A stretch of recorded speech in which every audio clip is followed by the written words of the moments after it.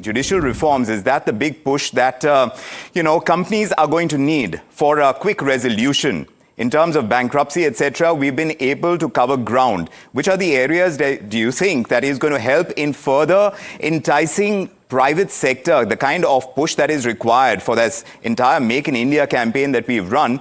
How much further does it need to get pushed through judicial reforms, you think?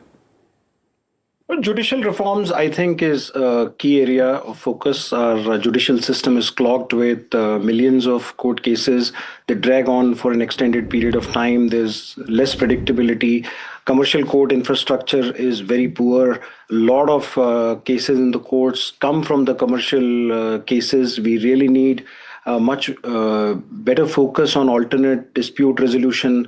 We need better equipped commercial courts, time-bound tribunal system which can work. So all of those areas are key. But I do want to talk about labor laws here, Vikram, because labor is very, very critical. I spoke about this being one of the 4 factors of production.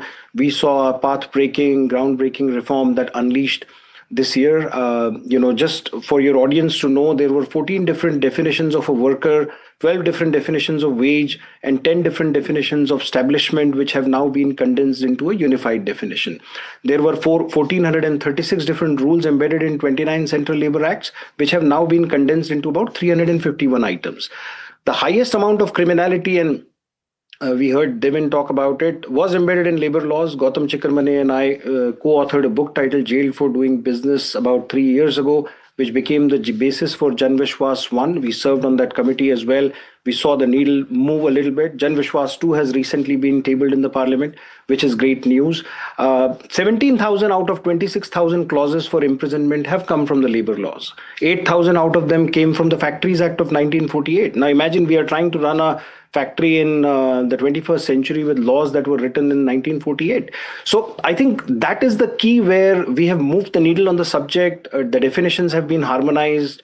The thresholds have been simplified. The number of compliances have come down. Just so you know, there were 181 different forms and 84 different formats of registers under the legacy labor laws. Yes. That has been condensed into about 73 and 8 in the new labor codes. So all of those are areas where we are unleashing the entrepreneurship. We are removing these artificial thresholds that were which kept our enterprises small and informal. 63 million enterprises in India only translated into 1 million formal enterprises. And out of that, only 500,000 actively contribute to social security. Now that equation where we kept an unusually large number of companies dwarf in the country, where the growth tax was so steep that companies wanted to stay small and informal, that has been taken away with this change. And what about women in the workforce, Rishi Agrawal?